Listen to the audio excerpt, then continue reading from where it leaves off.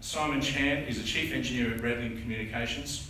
He holds an electrical engineering degree with the University of Western Australia, and over his career he's worked with electronic software and systems engineering, remote control technologies and communications.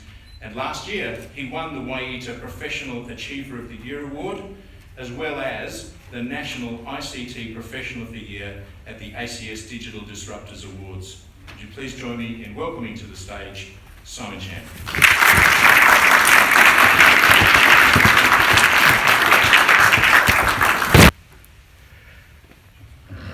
Okay, good evening everyone, and thank you very much for the opportunity to come here to speak to you this evening about energy storage. I'm guessing that many of you already have come with some sort of a preconceived idea about energy storage, and that's why you have this interest in coming along tonight. What we'll be doing is that I'm compressing a little workshop that I ran a few weeks ago that was 90 minutes in duration into a 45-minute forum. So there will be a few things that will probably be very compressed. And if I'm not making sense, can you come and speak to me afterwards? Because when I did the editing, I probably went a little bit far and trimmed out things that broke the interconnections between the pages. But we'll see how we go anyway. Just a little bit about myself. I was born in Hong Kong, and I've lived in Australia since 1974. I was raised and educated here in this city, and I'm a reverse engineer, that's what I call myself, and I have my father to blame for that. I discovered a few weeks ago when I was in the office, one of my colleagues brought in a Weller soldering gun. I don't know whether any of you have seen a Weller soldering gun. You know, it's this thing that looks like a gun, literally, and when he brought it in, this memory flashback caught up with me. It brought me back to when I was about 6 years old when my dad bought one of these. And ever since then, I've been desoldering and removing things and breaking things. So that's why I call myself a reverse engineer. I love research and development and developing new ideas.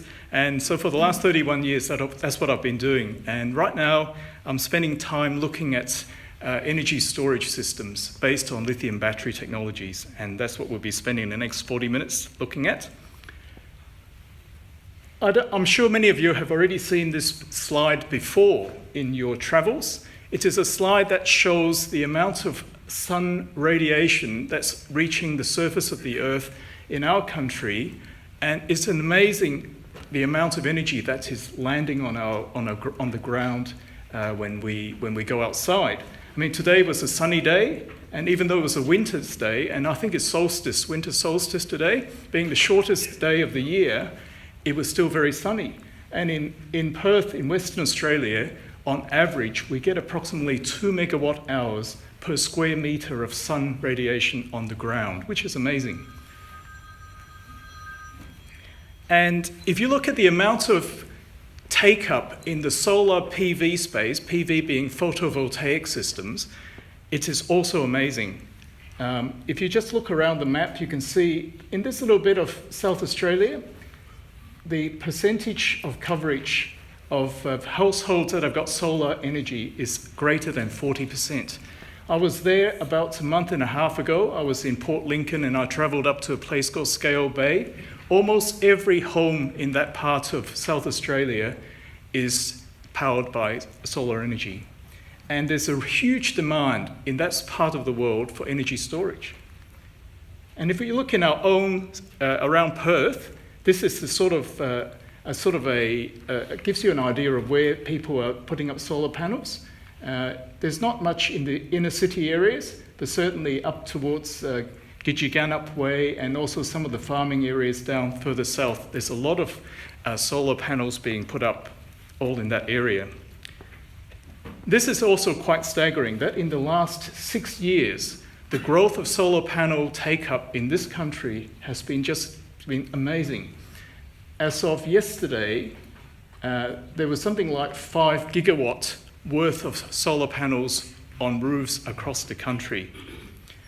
And in Western Australia alone, 23.5%, that's about 1 in every 4 houses that you look on, you will see a roof with a solar panel of some sort, greater than 1 kilowatt.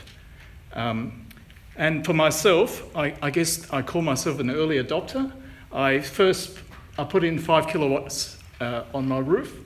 Not 5 kilowatt hours, that was a typo. But that was a snapshot from this morning at 6 a.m. So my inverter had been running for something like 16,000 hours. That's, this particular inverter is a new one because I was working with the previous inverter company to put web interface into the inverter, and they've taken it on board. And so this brand of inverter now carries the software that I was working on. So that basically says every day for the last, how many days it's been there? For 12 hours per day, the sun has been shining. And every day, the sun has been producing approximately 14.6 kilowatt hours per day. That's a fair bit of energy. When we first started this whole project, back in 2010, I was one of the early adopters, as I said. We put it in 2010. I could only afford a 3.3 kilowatt system at the time. After 2 years, we saved enough money from that system to put in the next 1.6 kilowatts to take it up to a 5 kilowatt system. But the biggest problem for us is that we are not home to enjoy the free power. And for many of you, I'm guessing that you probably work during the hours when the sun is shining, and unless you're exporting it back to the grid at a high feed-in tariff, you're probably not actually taking much advantage of the sun at that time of the day. Feed-in tariff is going to end for me very soon, and so for the last year and a bit, I've been looking at different ways to store energy. I said to my wife, well, do you mind if I go and stick a huge flywheel under the house? I mean, that's where I started many years ago. And she said no. And then I looked at water tanks, pumping water up a tank, and the council said no. We looked at all sorts of ways of storing energy. And at that time, lithium batteries were still very unsafe. It was not really possible nor plausible to build energy storage systems in your own backyard. But tonight, I'm going to show you that it is possible now. Now, this is a typical household usage profile for people living in summer in Perth, okay? So what you have there is this is based on a 5 kilowatt system. So basically at the peak, at midday, the sun is generating 5 kilowatts of output, but you're only using very little power through the day. The problem is when the sun is actually working very hard, you're not there. And this lower curve here is what happens if you have, no kids at home at all. So what happens is you've got a peak at breakfast time and another peak if you've got kids when they come home at that time, and then you've got your evening peak and so on, but you'll be sleeping through. So there's a lot of energy that you could possibly be using that you're not actually using, because you're not storing it. For those of you who are on a high feed-in tariff, yes, the money from here, the energy that you're exporting into the grid is making you money. But you are paying for electricity at these 2 points, before the sun rises and after the sun sets. So you do have a free electricity zone, approximately from about 8 o'clock to about 5 p.m. on a summer's day. Now, when the feed-in tariff ends or begins to wind back, what are you going to do?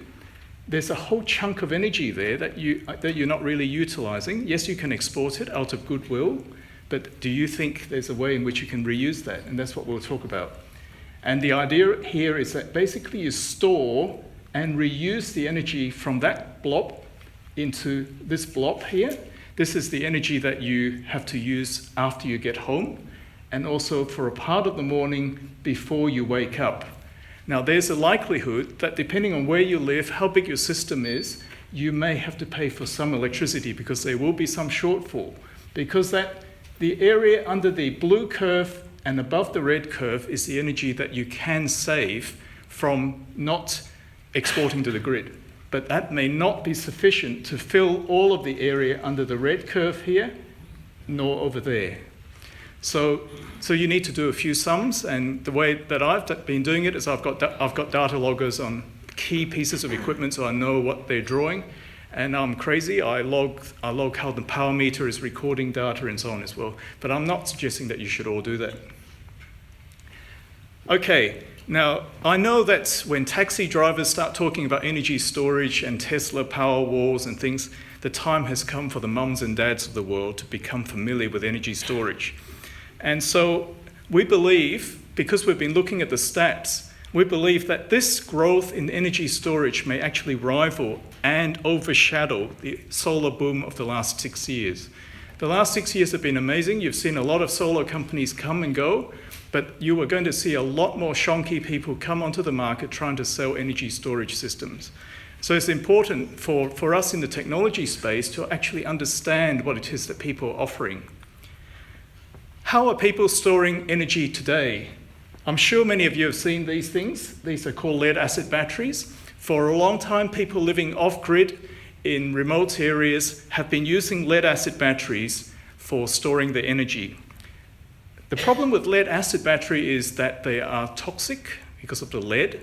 They emit hydrogen, which is highly flammable, and they need to be kept outdoors, or at least in a ventilated space, because of these storage requirements. It is a fairly old technology. They come in various capacities. The ones on this screen in front of you, that's 15.5 kilowatt hours of storage, and it weighs 450 kilograms, half a ton. That's quite a lot of storage that you'll need to set aside. The cells, these are individual cells. Each one of these yellow label represents one cell, and that's a 2-volt battery of different capacity. That particular one in this picture is 430 amp hours. Now, the thing with lead-acid batteries is that you cannot discharge a lead-acid battery down till it's completely flat, because when you do that, it will never recover again. So therefore, what you have to do is you've got to skim along the top. You might have a battery system which is X in size, but you can only use X on 5 as real usable capacity. So usable capacity typically is between 20 to 40% of your installed capacity. So if you've got 40 kilowatt hours of storage, which is going to take up 1 ton, which is about the weight of my daughter's Hyundai Getz, and taking up a huge amount of space, you can only use about 20 to 40% of it, which is about 8 to 16 kilowatt hours, which is typically what a normal household will need. So if you're using lead-acid storage, you're going to need a lot of space. The other problem with lead-acid is that if you exceed 25 degrees C in your storage medium, the battery performance actually decreases markedly. The life drops off. So not only are you seeing a reduced life cycle, but it actually is worse than what I'm quoting here, between 1.5 to 4.5 years.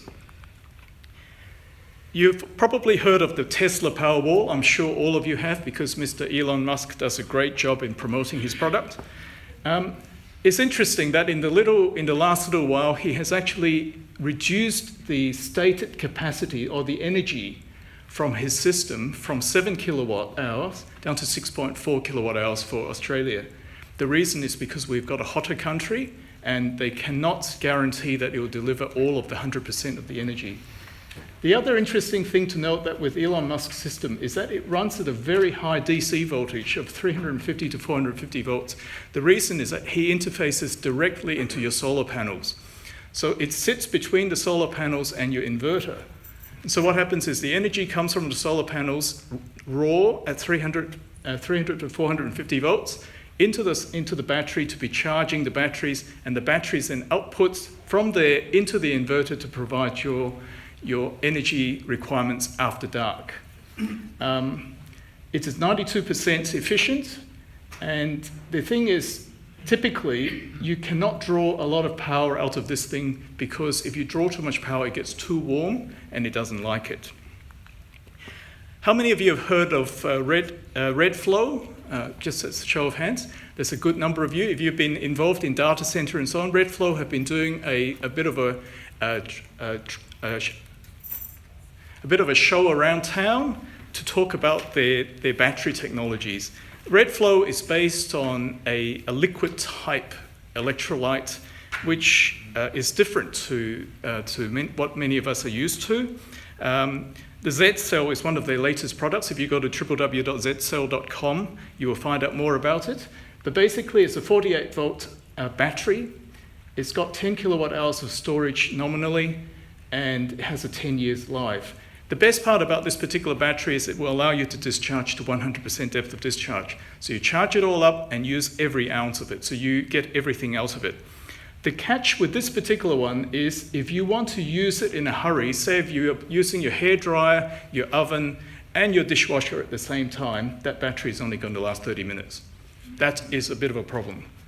But if you can control your usage or have a pair of these, you should be fine. The key here is to not discharge the battery at too high a discharge current. If you look on their website, they actually have a graph, which I did not copy here. Any discharge over 60 amps pushes this thing into a very energy non-efficient state. It becomes a problem. It just doesn't work very well. Now, I just want to talk a little bit about a battery that myself and my colleagues have been working on. We've created a batch of batteries called the genZ LFP. LFP stands for lithium ferrophosphate. The claim to fame with lithium ferrophosphate, which I'll explain more closely in a few minutes, is that it is a high temperature battery, well suited to Australian environments. We've designed it in 3 different form factors, 1, 2, and 3 kilowatt hours for different applications. The 1 kilowatt hour, I've got one right in front of me here. It just looks like a computer server. It sits in a 1RU 550 deep rack mounted case, so it can go into your rack, your 19-inch cabinet straight away. It delivers 2 kilowatts in over 30 minutes. It is designed for very, very rapid discharge. It is better than all of the batteries that I've shown you just now. In other words, this is designed for people in the railways industries, people who need to support a control system for 30 minutes while the genset kicks in. And even if it doesn't kick in, they've still got another 28 minutes to get it working, right? This thing will support what we call 2C, which means C is defined as the storage capacity. So 1 kilowatt hour C equals 1, 2 kilowatt hour C equals 2, and for 3 kilowatt hour C equals 3. It can deliver 2C, twice the energy storage capacity for half an hour.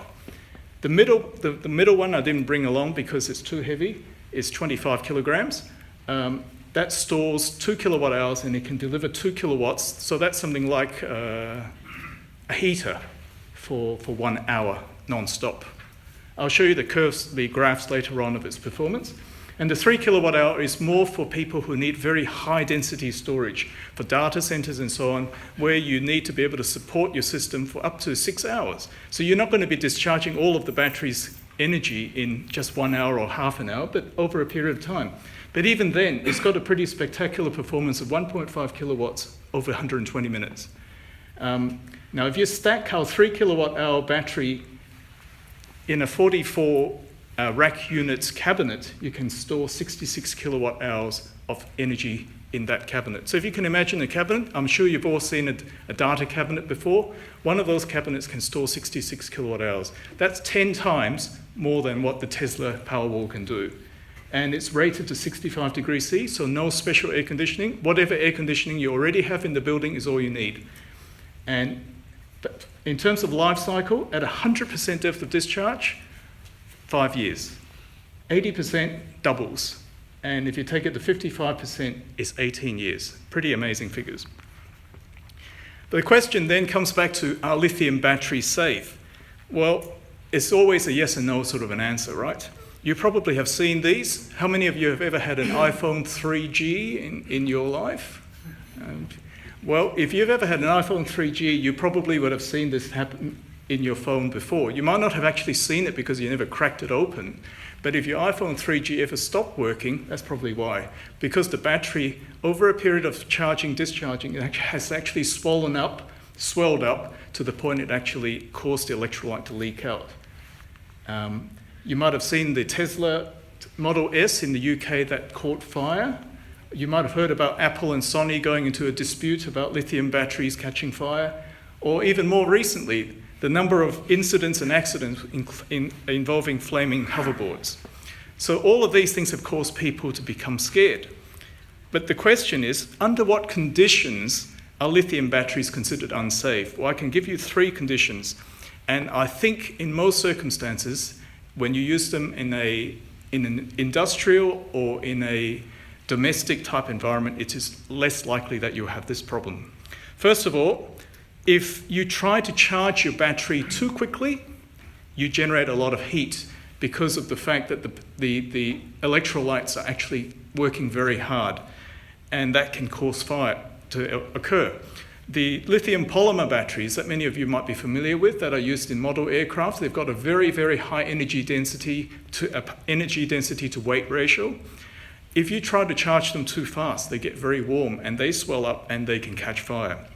Same thing if you try to discharge them too quickly. When you discharge, the amount of current causes the internal chemistry of the battery to warm up, and that can lead to fires. Shock, impact, compression, and piercing are the ways in which you can short circuit the battery and cause high currents, and again, leading to fire. Because we're dealing with a battery that has 5 to 8 times more energy density than a lead acid, so what you have there are some stats. A lead acid battery is 30 to 50 watt hours per kilogram, whereas the lithium cobalt oxide, that's what is inside a lithium polymer battery, it has 150 to 250 watt hours per kilogram. That's 5 to 8 times. That's incredible. So can you imagine trying to move all that energy quickly, and that's when you have problems. You have thermal runaways, and things basically just become an unstoppable fire. Some of you might have seen this particular YouTube video before. This guy was playing with his laptop, and he put a heater behind it, just at the back of the laptop. And the laptop, after about 18 seconds, caught alight, just with the heat from the heater heating up the battery inside the laptop. And after 27 seconds, it had become quite catastrophic. And I guess by that time, you might as well kiss your laptop goodbye. I couldn't get a video to work on the show, so you're watching a lot of still frames. He tried to put it out with bottles of water. I suppose that's one way of cooling it down. And that's actually what the manufacturers tell you to do. If your battery gets too hot, cool it down. Well, water might not be the best medium to do that.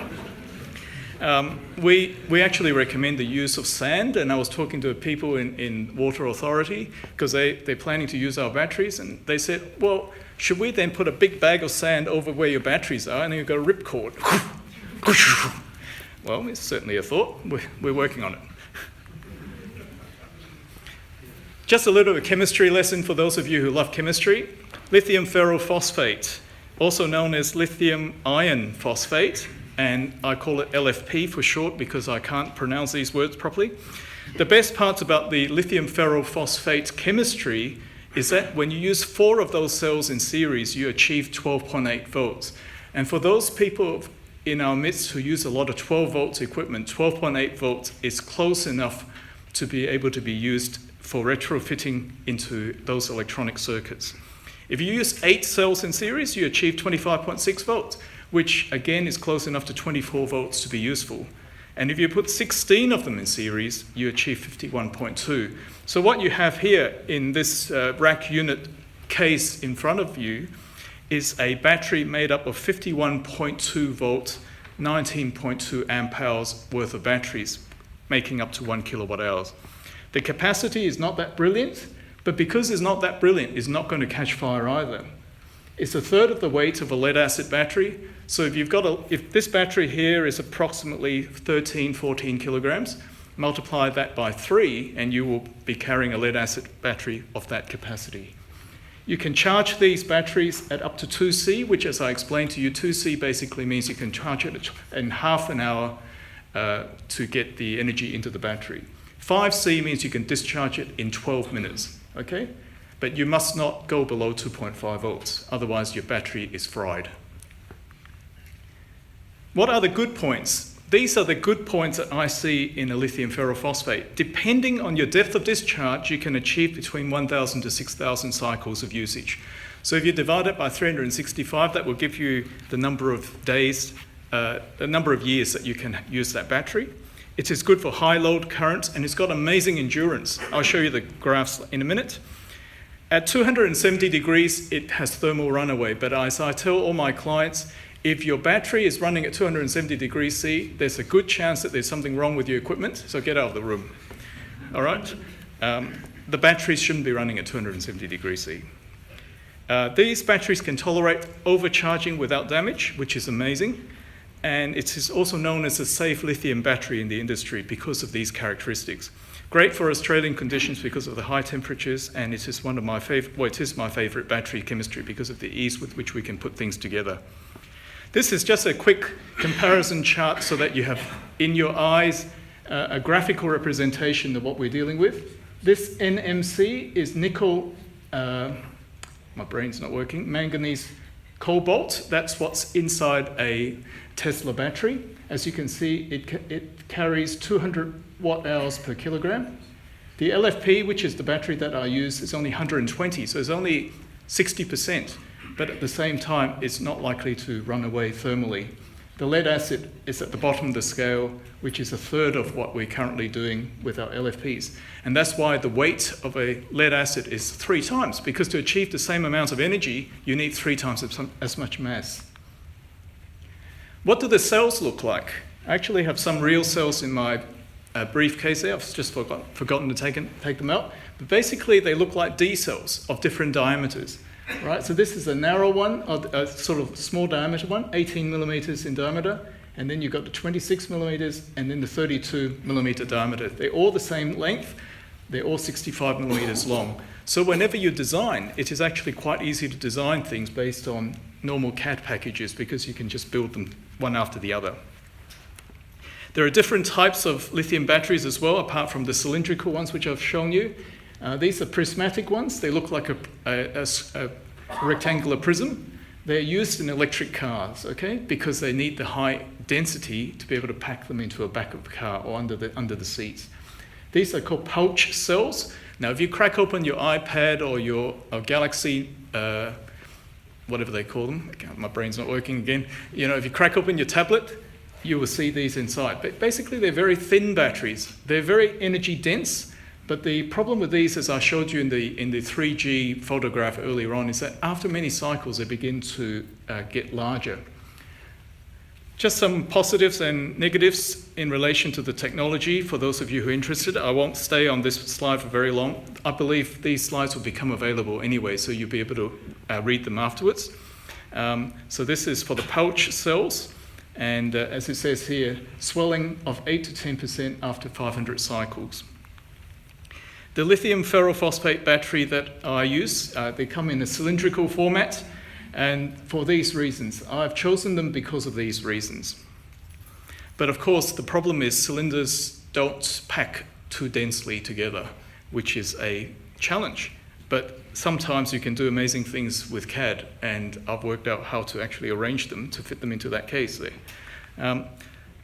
So it's a case of horses for courses. If you're using lithium batteries, you need to know, first of all, what chemistry you want to use, and then secondly, what shapes and size you want to use. Now, a little bit about Radlink, the company that I work for. What do we do, and why are we interested in lithium batteries? Well, the reason is that we generally we have to meet the needs of our customers who are very fussy. These are people in the mining industry, telecommunications, utilities, agriculture, healthcare, transport, and other blue chip customers.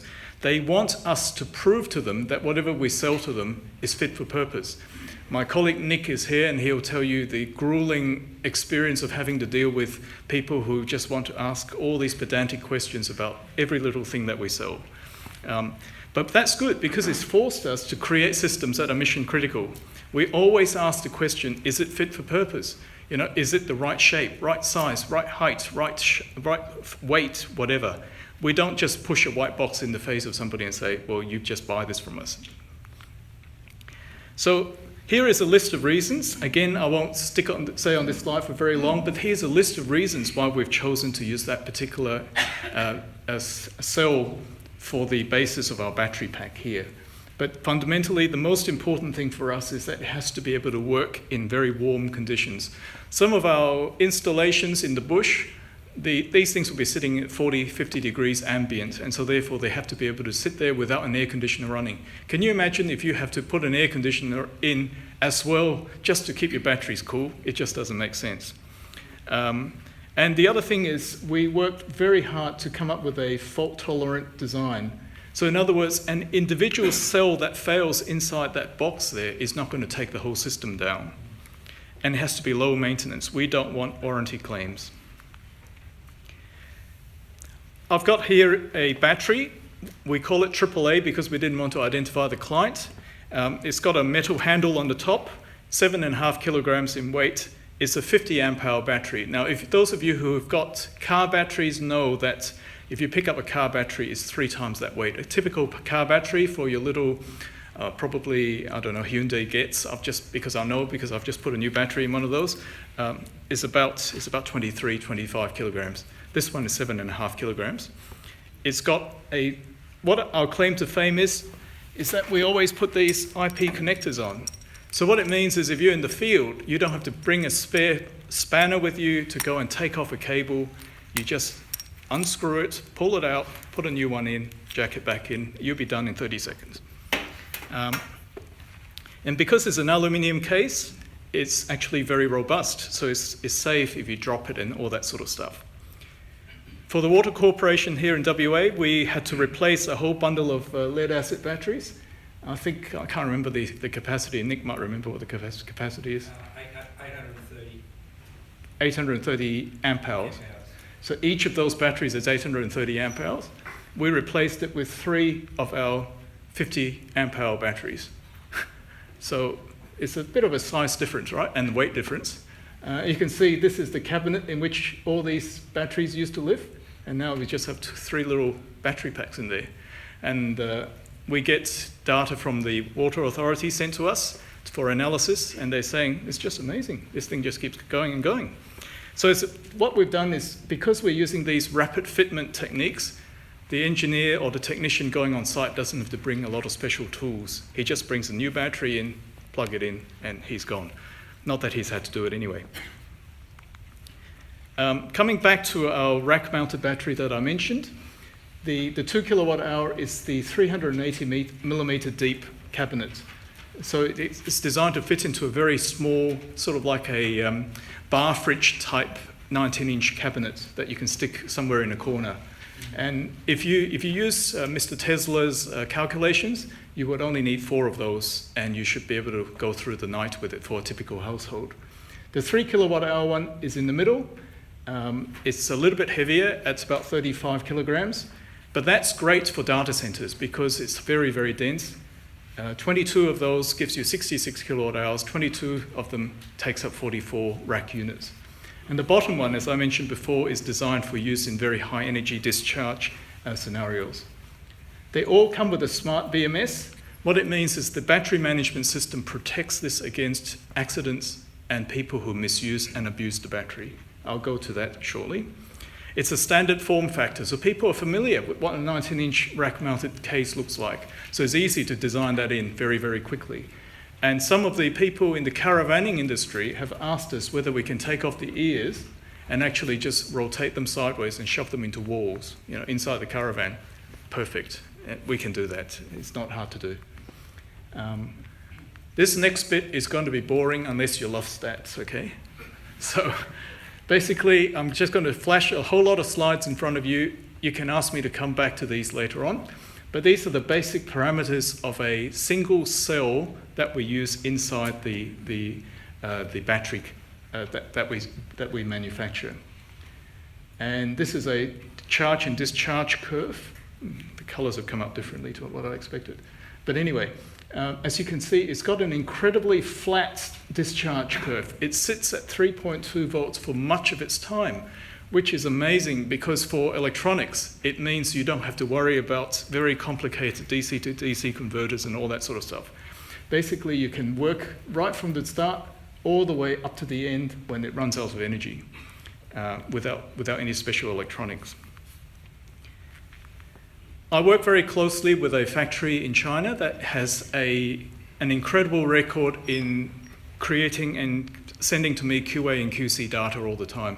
So whenever I buy a batch of batteries, I can actually ask them to send me the data for the batteries that the cells that they've just sold me. So they can actually go back and we can compare notes and make sure the stuff that we buy are actually good quality. So this is a chart showing the different discharge characteristics at different rates of discharge. 0.1 C means you're discharging the battery over 10 hours, 5 hours, 2 hours, half an hour, and 20 minutes. This is to compare against a lead-acid battery. Now, lead-acid batteries are problematic in the sense that if they say they're selling you a 28 amp hour battery, they say this is 28 amp hours only over a 20-hour period. But if you want it over a 1-hour period, which is what we demand our batteries to do, you're only getting 21. So you're only getting 3/4 of what you pay for. So that's one of the reasons why you need to oversize lead-acid systems. Now, this is a curve, a graph taken from our data logging system for our 3 kilowatt hour battery system. So what we have is we're discharging the battery at the current that we requested, which is, I think, I can't see from here, I think it's 57.6 amps, which is the blue line up here. And this is the voltage curve. And as you can see, it stays flat for almost the entire 3,600 seconds that it was running. We have a degradation at about 3,500 seconds. You lose about 2.5 minutes worth of usability towards the end, which is pretty amazing. This is at different temperatures that you can run the battery at. We don't recommend that people run them at the lower end because it just doesn't work very well. But at the higher end, it runs really, really well.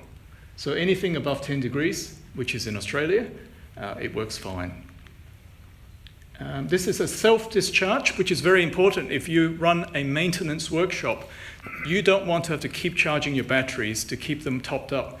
You can leave these batteries on the shelf for 12 months and they would have lost 14% of the charge, which means that when you plug it in to be used for the very first time after 1 year, your battery is going to deliver 86% of its charge, which is pretty good.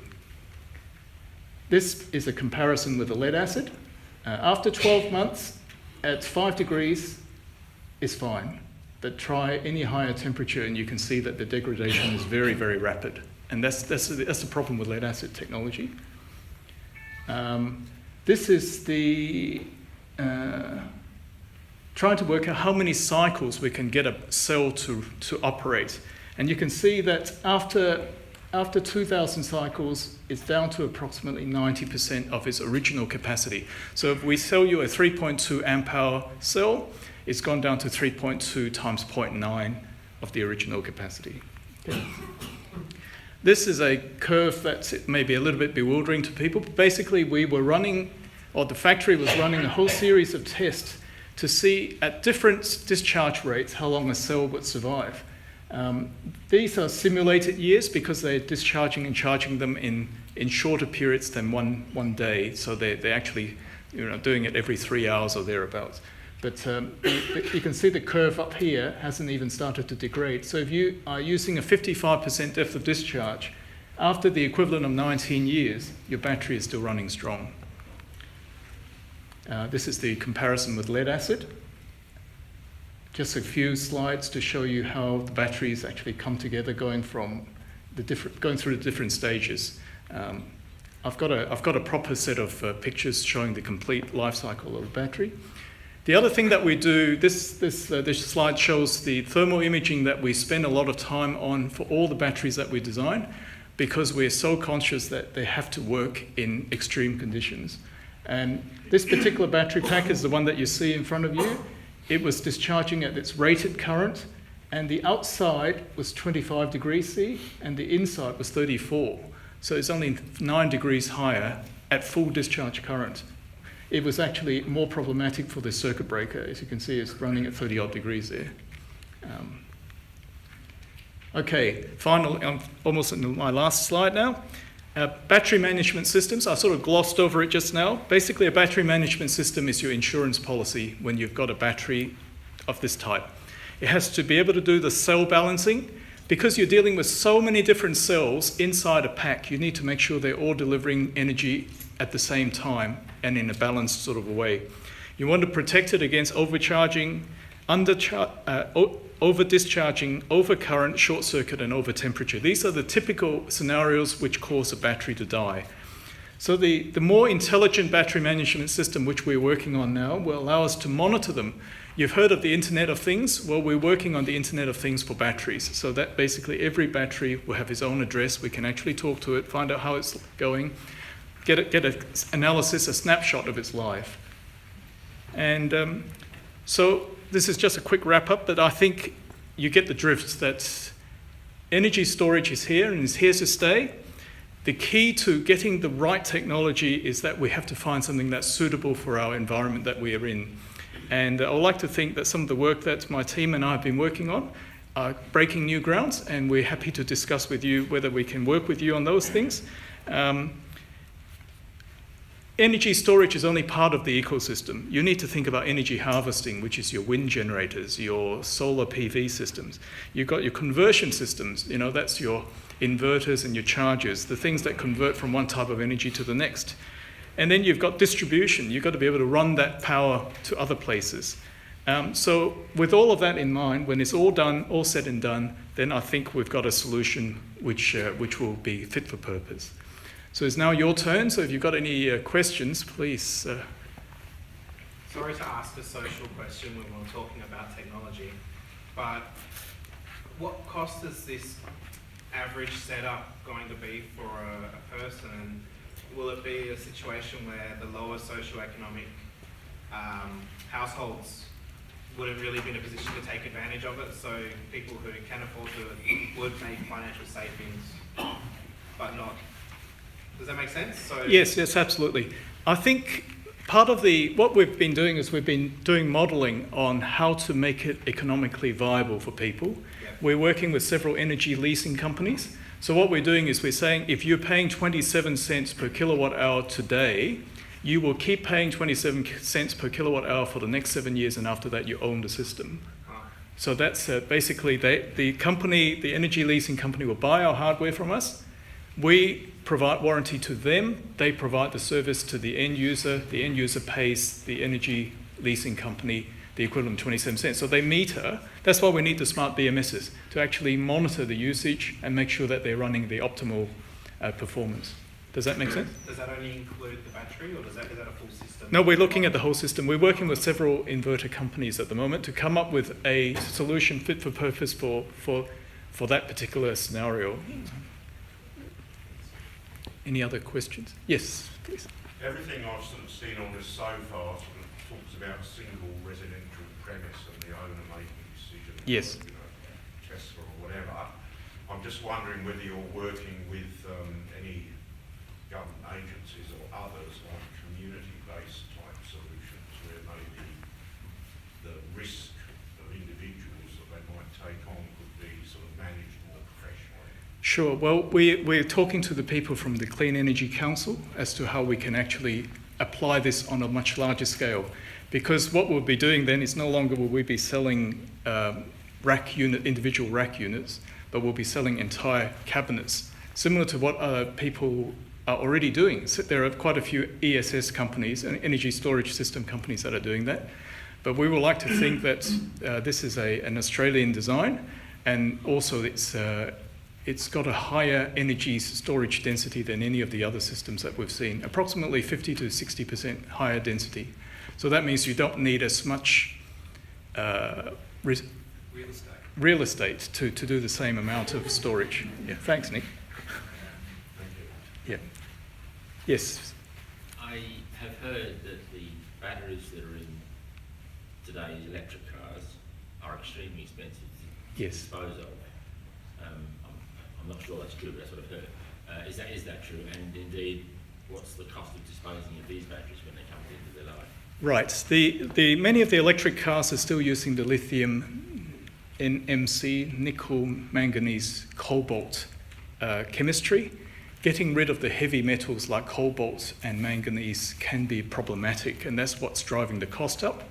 We've been working with a couple of recycling companies in Victoria near the airport, near Tullamarine, who have already offered to us that they will collect our batteries for disposal, because they will be able to recover all of the steel. So all the steel that encases all the cells can be recycled. The lithium is actually only a very small percentage, surprisingly, in the cell. It's only something like 7%. The rest of it is carbon, and in our case, phosphate, which is biodegradable. So they can bury a lot of it, and they recycle the bits that they can. And so they will take it away from, say, for instance, if you were a government utility and this thing has reached the end of life, they will come and actually pick it up from you. We've started talking to the Clean Energy Council also about the possibility of doing recycling at other levels as well. The actual inverters and solar panels and everything else. Yes. Simon, on the in your presentation there was a graph where you had the lithium iron phosphate capacity and the Tesla type battery capacity, Yes. but there were some that were sort of up at the top of the graph. There was some sort of twice the capacity. What were the? Which slide was that? Do you recall? So that bar graph. That was the slide comparing the different chemistries. Oh yes, okay. Energy density. Yes, there are still new developments happening every day. There's no doubts about it, and the whole lithium chemistry market is changing very, very rapidly. Nick and I were at a conference only a few weeks ago where they're already talking about lithium air batteries and everything else, but the commercialization processes for some of those may take a little while to occur. So the batteries that we're producing today will have an anticipated lifetime of between 5 and 20 years. So we think that while our batteries are running, they can come up with new things, and there will be other applications into which these technologies can go. On these slides, there's a reference to Battery University. If you get on that link, that will explain the different densities and compared to different chemistries, and the pros and cons of each chemistry as far as what environment it can work in and how easily it can be incorporated into an actual battery as well. Yeah. So the information is there to do some further research. Yeah. I think the challenge for some of the higher energy batteries is that they all contain cobalt. And that may not be a good thing. That's one of the reasons why we've chosen lithium ferrophosphate, because the mining companies are very conscious that if they leave a battery behind, that they're not going to cause a contamination. And they can't leave a battery behind, they've got to take out what they bring in. So it's a significant life cost for them to handle and dispose of materials they use. So lithium, you're saying, what is lithium so that it's safely disposed of? Lithium is it's like sodium. It would bind to chlorides, it would bind to carbonates, and it will just become a salt. And it becomes inert effectively. It doesn't actually have any... So that's the 7% you're saying That's right. gets buried? Yes, that's right. And even the phosphate of our ferrophosphate, and the ferro, of course, is the iron bit of the thing. Again, that will just So turn to 7%, rust. Obviously, it's not small. It just sounds like a small number. It is that's right. Yes. I think what Simon's saying is that there are recycling companies who will accept lithium batteries to extract lithium and reuse it. That critical mass is not here just yet, but it will come. So the lithium that's buried can be reused? If there is enough of a case to actually collect them all together and send it back in a container to the factories, yes. Yep. Yes. On the domestic side, when are we going to see these sort of batteries? And is my inverter going to have to be replaced to take advantage of the newer technology, or what do you see? Yes. Well, one of the inverter in the whole chain is actually one of the cheaper components because your panels actually are more expensive than the inverter. So to use these batteries, you have to switch to a 48 volt based inverter, which are common as chips. And there are more 48 volts inverters out there than other technologies because it's in heavy demand in mining and industrial use. So people have been getting them to a very, very high level of efficiency. They're sort of sitting in the 98, 99% efficiency, which still staggers me that they can achieve such amazing efficiency. You can see 12 volts inverters around. I mean, people use them in cars and so on. But a 12 volt inverter to go to 240 volt is a 20 fold change, whereas from 48 volt to 240 volts only a 5-volt, so it's actually quite easy to convert. We are working with the battery company to go up to 96 and 192 volts, but the challenge with going to a higher voltage is that you and I will no longer be allowed to handle them. We had to stay below 60 volts to be able to keep it under what we call the MV rating, the medium voltage rating, so that you and I can pick up a lead and not have to call in a Sparky to do it. So it was a whole lot of juggling acts trying to get to agree on a voltage which is efficient and also safe. Yes. You mentioned before the cost of the battery system, like the Tesla battery. I saw it, got really excited, signed up for it. They come out and they looked at the price, and I worked out it would take about 12 years for me to pay back the system, and I've got 6 kilowatts of panels. And I'm like, it's cheaper for me to pay for the power than to buy the battery over the same time span. Right. But is your batteries cheaper? Like, is that a similar sort of thing? Or? Well, the thing is, the batteries are always getting cheaper. Even from the first week that I started developing these to now, the prices have dropped something like 15 to 20%. And even though the cost of lithium has been going up and the Australian dollar has been falling, it's still been getting better. So if you use a benchmark figure of between $1,200 and $1,500 per kilowatt hour, that's what you'll be looking at. So the more you buy, the cheaper it gets, because of, you don't need all the wastage of the additional bits and pieces. But for the average household, I read somewhere, I can't remember where, all you need is 4 kilowatt hours. And then you buy off-peak between 2 a.m. and 6 a.m. just for that period, just before you wake up. Because then you have a balance, a nice sweet spot between having enough storage and having cheap electricity at your fingertips. Because what they're saying, if you talk to the electricity commissions, I mean, there might be people here from Western Power and so on who can confirm this, but I understand that very soon buying electricity will be buying like stocks and shares. You basically put in a bid for it and say, I'll buy it at that price, and you'll be able to snatch it at that market price. And so between 2 and 6, not many people are using power. Well, unless everyone else is buying power at the same time. My air cocker is on at 3, but I make my heat up. Okay, yep. Simon? I had another question just about the domestic use.